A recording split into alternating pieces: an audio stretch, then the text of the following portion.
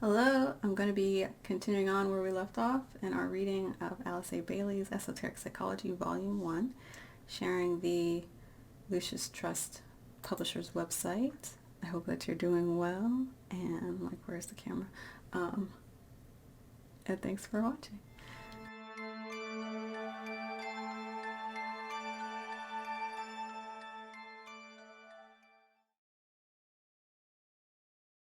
When someone adopts their personality and the negative dynamics of their personality, this is the primary means of what is standing in the way of their soul. And this is called soul-filled living. This is a journey, what Bailey calls the career of the monad. So question 4, of what value is it to know about the 7 rays? Question 4 is of importance on account of its vital practicality. In the last analysis, definition conveys mental satisfaction but is no criterion as to applied knowledge. You got to apply the knowledge. To know and not to do is not to know at all. Stephen Covey, I believe. Above everything else, it is necessary that the aspirant be practical. Again, practical means using and applying the teachings or using and applying the knowledge. This is also the definition of intelligence. The days of a mystical and dreamy consciousness are rapidly passing away, and as man, through understanding of psychology, comes to a more accurate knowledge of himself, he will begin to act with precision and with intelligence. He will know with exactitude the way that he should go, and will comprehend the forces of his own nature, which will lead to specific action when brought into touch with the forces of his environment.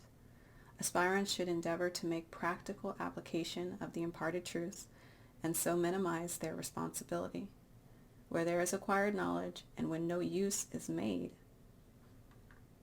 right here, where there is acquired knowledge and when no use is made of it, there exists a condition of danger and subsequent penalty. What does this mean? What does this mean? Unpacking this all here. One of the things that I really like of this paragraph is it says here that the days of the mystical and dreamy consciousness are rapidly passing away. We're not doing this as just a spirituality as a comfort blanket, a security blanket. It's not something to just make you feel good. It's not something to just study on a Sunday. It's not something to claim but not live by, to know and not to do, or not to know at all. It's not a recitation of scripture or mantra or dogma. It is the experiment of consciousness, right? So that's one of the things that's really great here. The aspirant must be practical. It is necessary above anything else. And so it comes to this question of understanding psychology. And it's interesting why psychology is what's necessary for the aspirant or the spiritual person, the person on the path of understanding spirit, which is the psyche, which is the mind, which is the soul. They are synonymous, is because of that. The root word of psychology, ology is the study of, and psyche is the spirit, the soul, the mind. But right now, psychology studies half the person, the scene, right? It studies the result of a person's, the way you were raised, your DNA, your environment, your nature, your nurture, all of that stuff. And then your brain and how that works. The cards you were dealt, the result of that, and how you behave and how you fit in with the society that is deemed normal. That's what we understand psychology to tell us today. But there is also another aspect, the unseen. The study of the unseen would be the fullness when you combine that with traditional or modern psychology. And that's what Bailey's work is interestingly about. So it says that when we do that, we'll come to a more accurate knowledge of ourselves so that we can act in precision and with intelligence. So we'll know exactly what way to go. like we talk about, studying the birth chart, studying our lane, our specific spiritual lane. The personality has a path and the soul has a path, and they build upon each other. Without knowledge of the soul, one lives as a personality. Without knowledge of the unique personality, your blueprint, one lives kind of in a state of aimlessness or an imprinted or programmed reality. And so we're trying to break out of the programming, which people think is conspiracy to say break out of the matrix. No, it's to break out of the conditioning or the state of not knowing the true self with a capital S. We know that by studying all of the things that right now modern psychology, traditional psychology, have considered non-scientific. So, and it's interesting here because this talks about how we'll have all of this knowing, right? All of this. And the purpose of that is that we'll be able to minimize our responsibility. Now, that's an interesting thing to say because it's like all we learn about as we grow up into adults, into beings, is to learn how to become more responsible, right? Responsible for our finances, responsible in our relationships, responsible in our jobs, responsible in the caring of our homes, our cars, all of this stuff. And what's funny here is that it's telling us that we want to apply practical truth in order to minimize our responsibility. And so I think on this word, and it reminds me of another Stephen Covey, how he talks about responsibility breaking down into response and ability, which is our ability to choose our response. And that's how he talks about that Viktor Frankl, between stimulus and response, there is a space, and in that space is our ability to choose our response. And that's our clarity. That moment gives us our clarity and our freedom because we don't just react, we pause.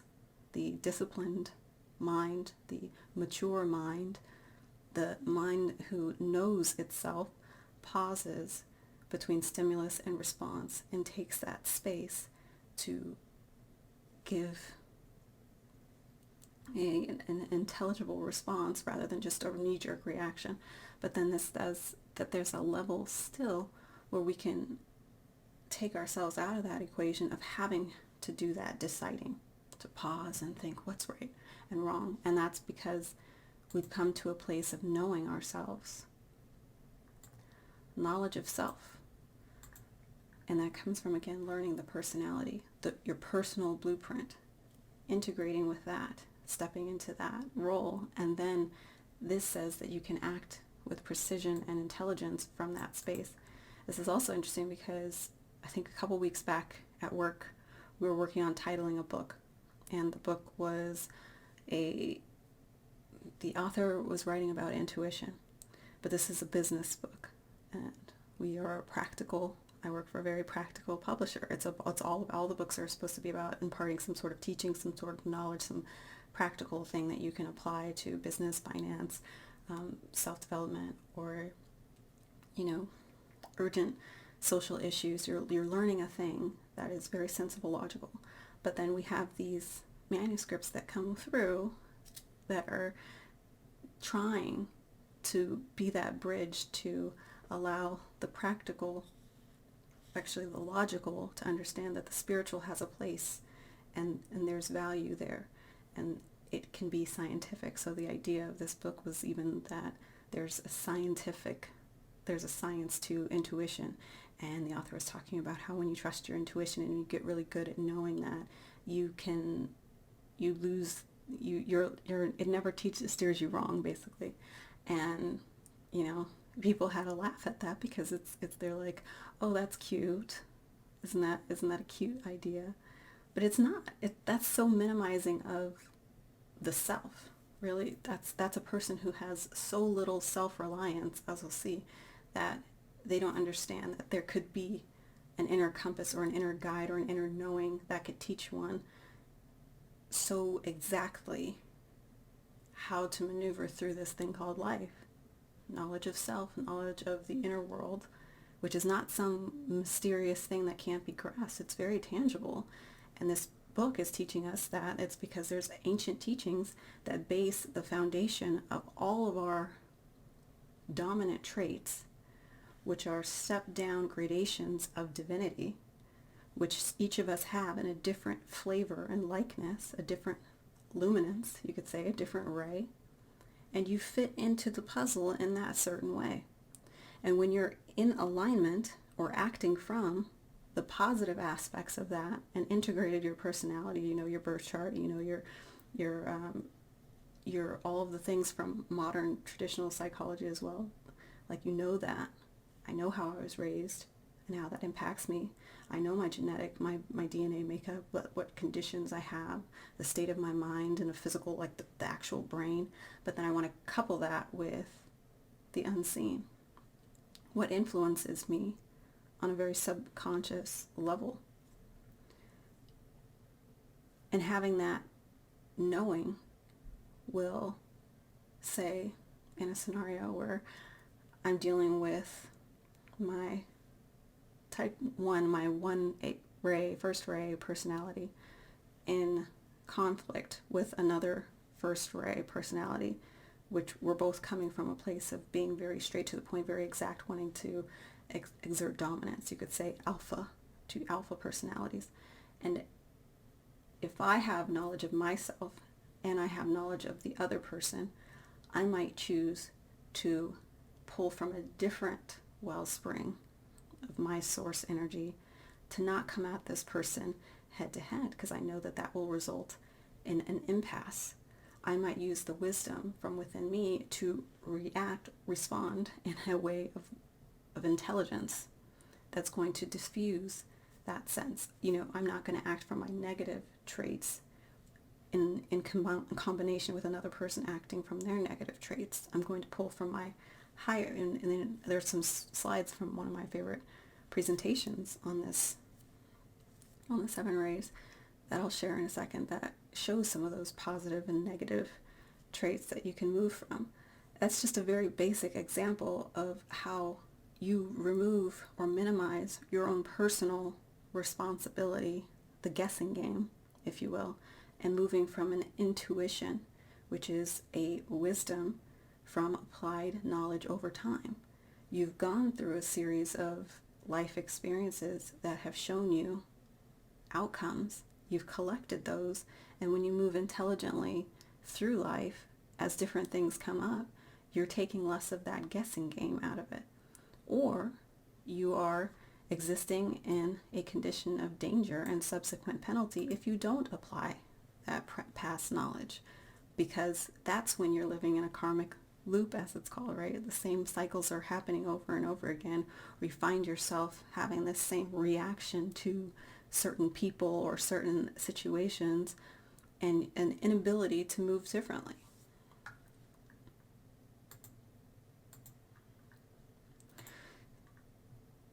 So when people cross that bridge and understand that there is an intelligence to intuition, and that intelligence and intuition have a place where they can exist together, you know, a book like that will be less hard to title, I guess, to wrap that story up. We can know exactly that it is possible to have trust in your inner knowing. And then you will know which action to take when faced with different forces in your environment.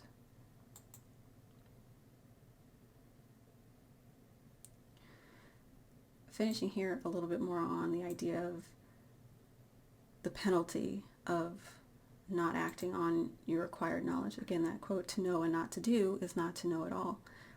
We can, over time, continue to ignore our own fault in situations, our own lack of trying something different, expanding our consciousness, doing something, doing the hard thing, as you would say. Like, a lot of times that's simply saying, you know, I was wrong. And not even to the other person, like to yourself. That's part of self-awareness and growth. That's part of doing this work too. Knowing the self is knowing your negative traits and your positive traits, and how to lean more towards the positive traits so that you can integrate as a personality, which we'll see on the slide, and then move forward, onward, upward towards the soul, if that's what you wish to do. But the penalty of doing something when you know better, I think about, like little things, like with examples of siblings, and they're fighting. The one who's younger might get away with something, right? Because the parents are like, oh, it's still cute. The older one might get swatted because it's like, you know better. You should have known better. Why didn't you act from your wisdom?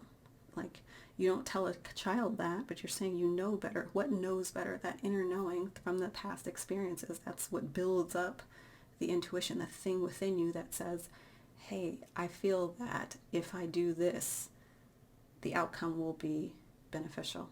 That's what this intuition is over time. And it gets stronger and builds to moments that you might not have experienced directly in this lifetime. If you want to get deeper with it, more esoteric, that inner knowing can be drawn from experiences in other states of consciousness, in other realities, in other moments of existence, past lives, some people would say. You can draw from a wellspring of inspiration, intelligence, and knowing from our connection to all the people around us. If you get really in tune with it. If you get really in tune with it, and I'm having a heated conversation with someone, and I know that I can sense that they're going to swing, you might be able to react. Boxer's instinct, right? You might be able to anticipate something coming towards you, whereas a person who's very unaware and is just mouthing off might know that this is coming towards them, right? It's something that helps you be hyper aware of all the factors playing into a given situation so that you can move with intelligence.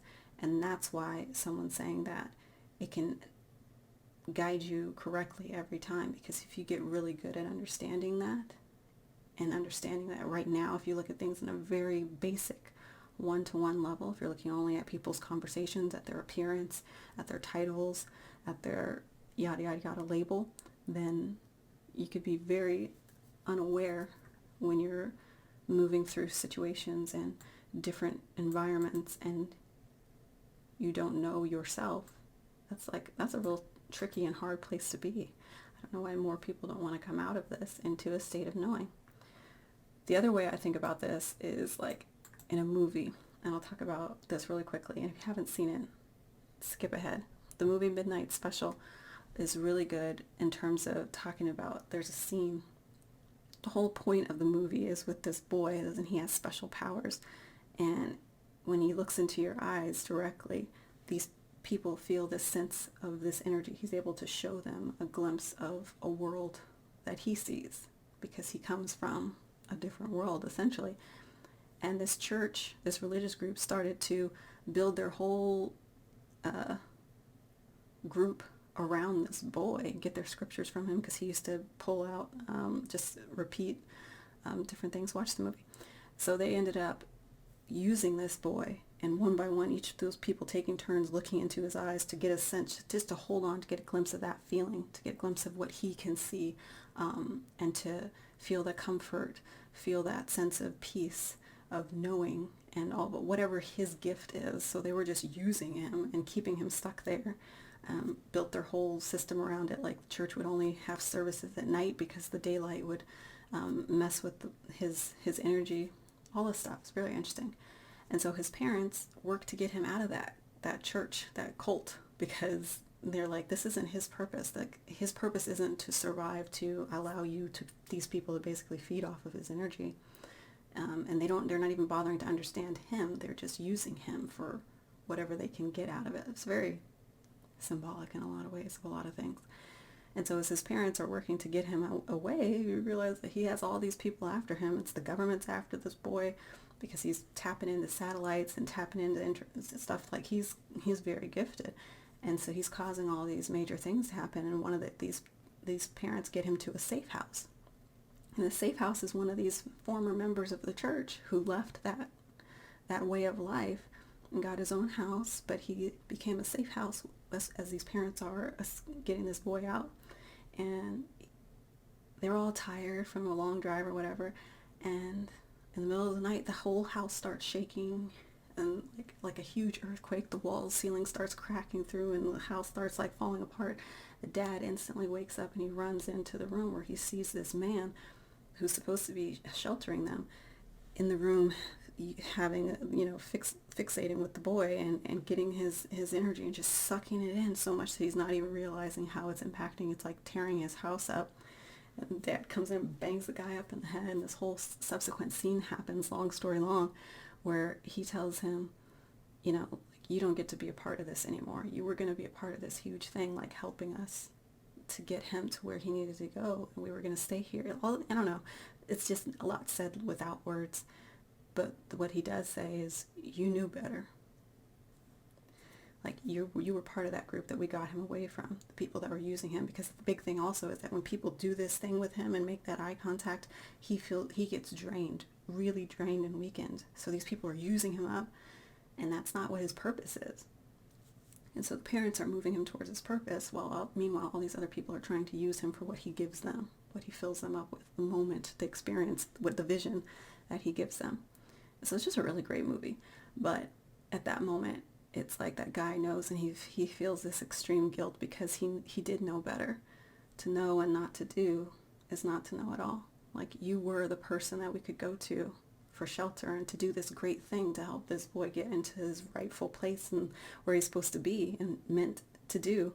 But you allowed this moment of selfishness to really knock you down, and his subsequent penalty and the dangers that he faced were because of that lapse of judgment, knowledge, and wisdom, and acting from a place of self-serving.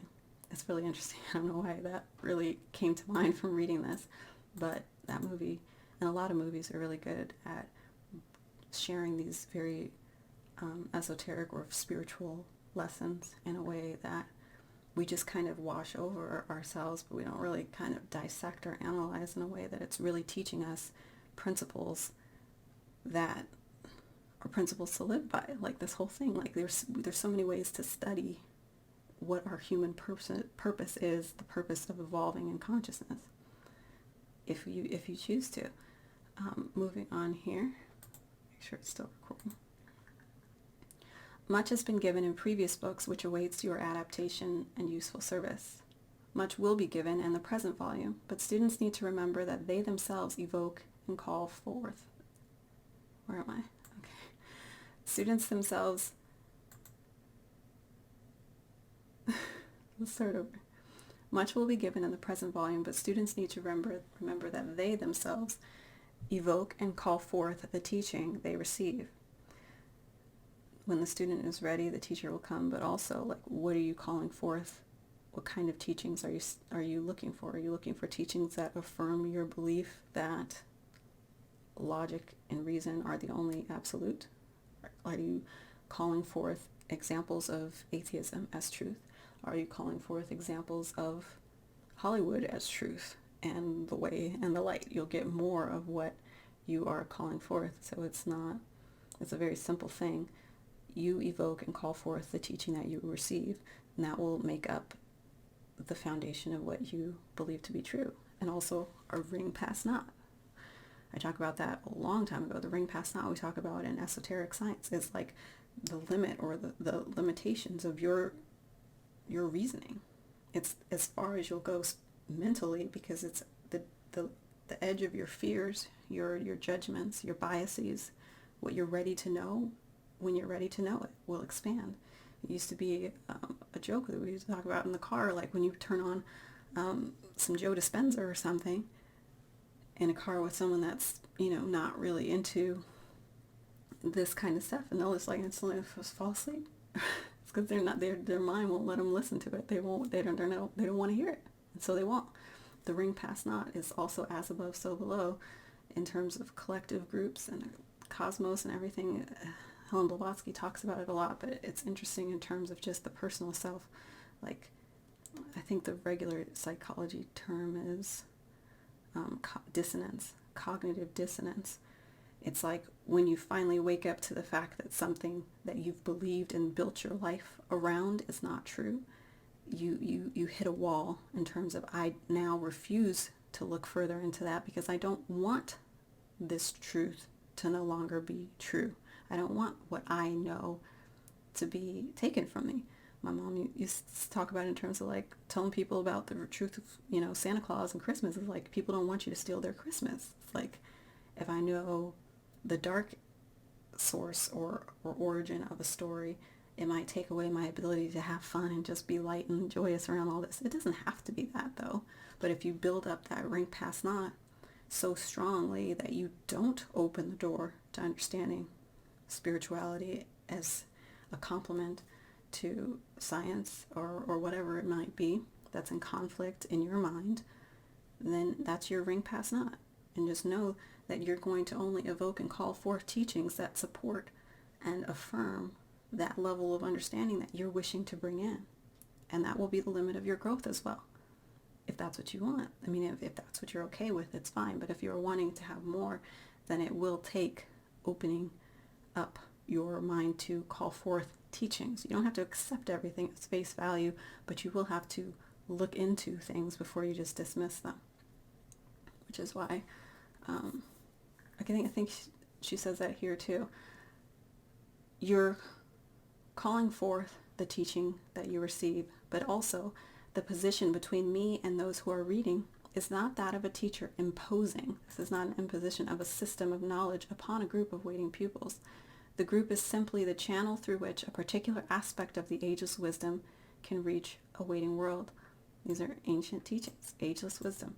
I do not regard you as a body of good men and women who, because of your point in evolution, are deemed worthy to receive something esoteric and unusual and hence withheld from the rest of the race.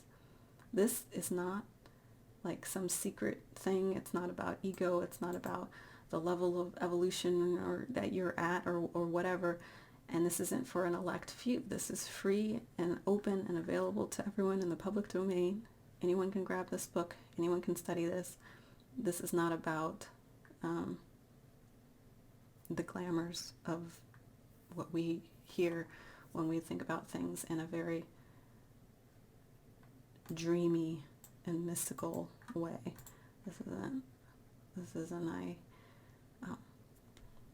I'll just move on. I trust that was clear. I regard you as sincerely interested in the spiritual life. That's who's reading this. Someone who's sincerely interested, concerned with the endeavor to be intelligent. You want to apply wisdom and you want to advance based on ageless teachings, ageless wisdom, ancient teachings and ageless wisdom. You are willing, more or less, to try to live as souls. What does that mean, to live as a soul? That's what we're studying. When you ask a person, what is your purpose? What is your purpose in life? What is your heart's desire? A lot of people don't have an answer. A lot of people don't know. I think the purpose of the spiritual life is to integrate the personality, to learn the self. That's why you study your astrology. That's why you study all of these things, personality types, all that stuff, so you can get really clear on who the individual is. Step into that. That's the first level of breaking away from the masses. Again, that's on the slide that I'll show in a second. And then the next grade up is to live as a soul. To live as a soul and have and add value to this life experience. You learn how to be a human. That might be a good purpose, right? You learn who you are and where you fit into the world, what you were meant to do. That could be a very solid and empowering purpose to live by, to try to live as souls. Again, this is a mental thing, to activate your higher mind, your faculties, to know which way to go and to trust in yourself rather than having to seek approval and permission from the people around you, a validation of a person to say that you matter or you're valuable. It's very important to understand that those things feel good, but people can withhold them very intentionally and use that as a weapon against you. Their approval, their validation, their green light to move forward to say that you matter. So that's why this is a supplement to the miscomings of the people around you who are not endeavoring to live as souls or whatever it may be. Not that that's bad, it's just a level of consciousness. And like you saw in the Martin Kinney, there's people that are ascending and there are people that are descending. You can encounter anybody on that path, going whichever way they're going, and that's just a fact of what it is. It doesn't matter. What you have to do is do what you're supposed to do. And something that can help along that process is to shift that lens from needing that to come from the external and figuring out how to bring it out from the internal.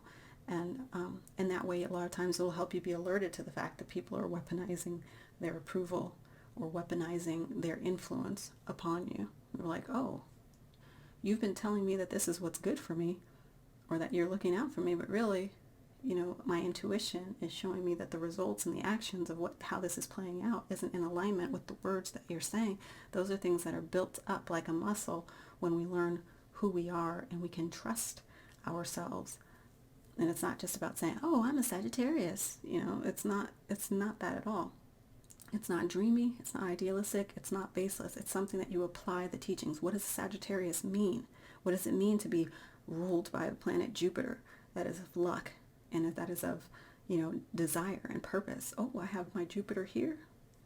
That's my heart's desire in life. That's what I'm going to, really expand when I focus on. That's a key. That's something that you unlock, and it's a piece of the puzzle. Learn the whole thing, and that's how a person can be in this realm, acting with precision and intelligence, knowing with exactitude the way to go. It's really inspiring, I think. All right. So here again, this isn't for people who are particularly worthy. It's just simply for those who are sincerely interested and want to try to live as souls and to use as much of the imparted teachings as can be understood. What use students make of it is entirely their own affair. It's your business. But the value of any group of aspirants and disciples consists in this. They can, if they so choose, and if their united aspiration is strong enough, draw forth the teaching, and so form a center through which that teaching may go forth and begin its work of molding human thought, spreading of consciousness, of throwing light upon the problems of psychology. We discussed those a little bit earlier, focusing only half the picture, on half the self, solving only half of the problem that humans are facing because we're so averse right now to understanding the unseen part of ourselves. And it's just like we don't teach finances in school, we don't teach birth charts in school, but we very much should. And of so expanding the point of truth anent about the 7 rays, an ancient septenet, a thing which has 7 parts, but little comprehended. And that's what value we have. We're learning about an ancient, little comprehended fact that actually is going to be the foundation of understanding everything about ourselves and about those around us, which is very powerful. A new realization may be evolved, and a new science of psychology may be launched upon its career. And that's my goal, the new psychology. All right, now really quickly, I'm going to jump over and share some of those slides that I mentioned from the presentation of this YouTube channel that goes in depth over these Lucis Trust books. Let me see. All right, this one shows the soul.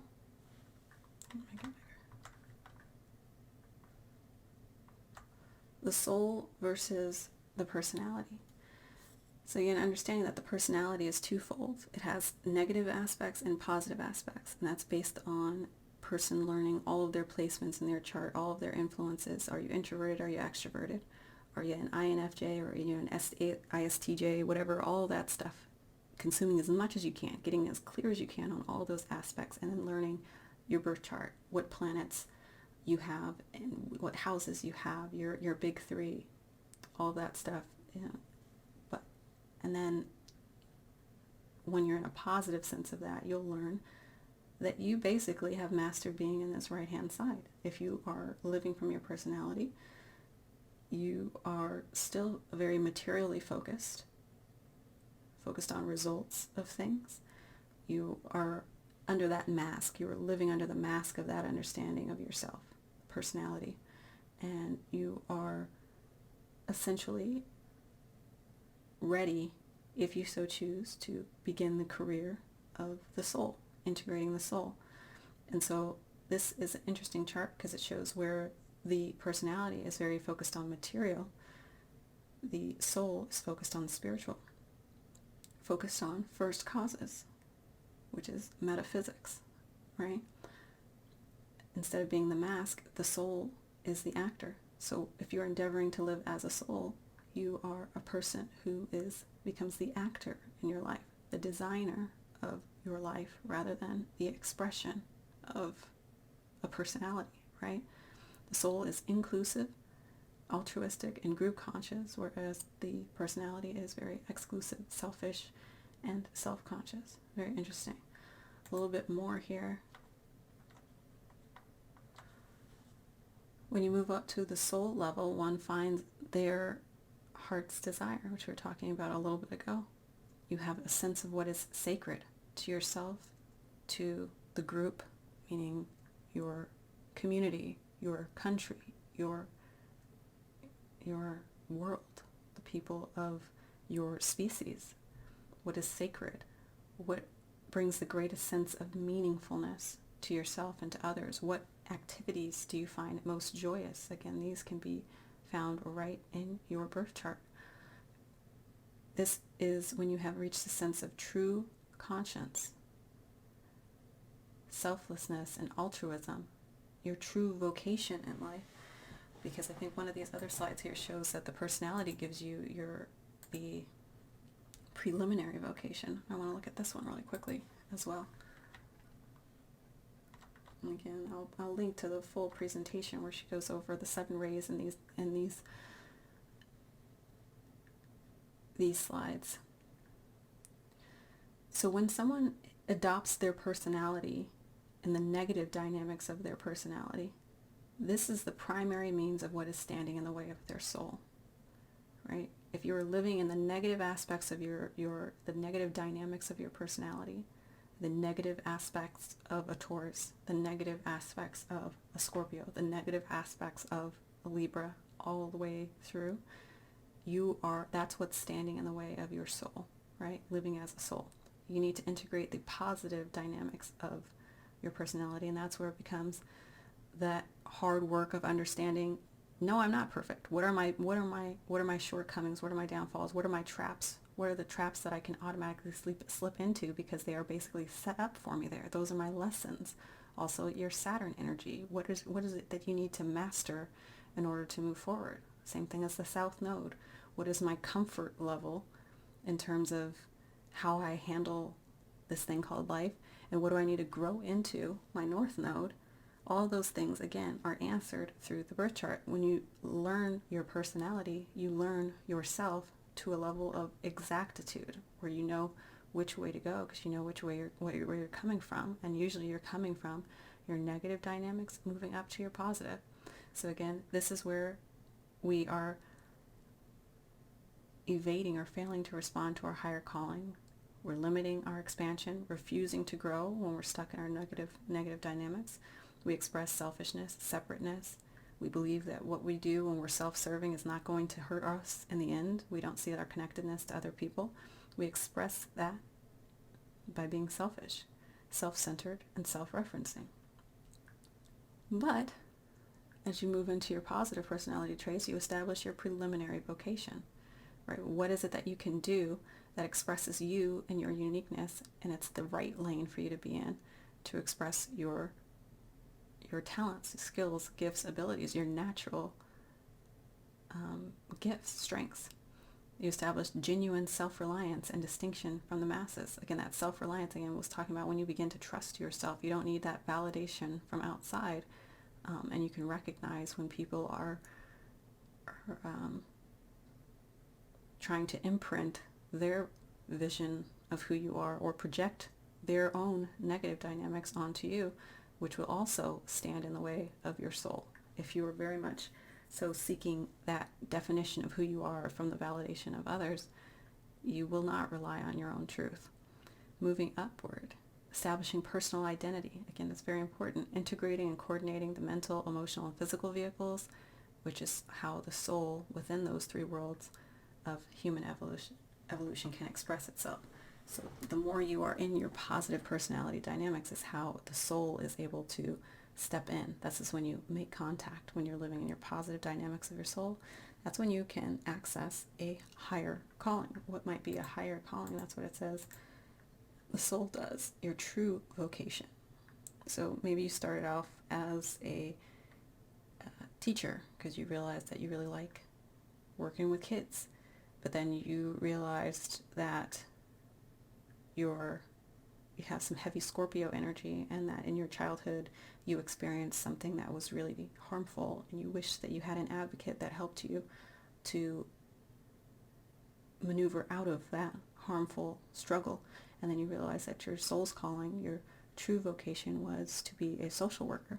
So you're still working with children, but the next octave up is you realize that your calling is to serve in a different way, right?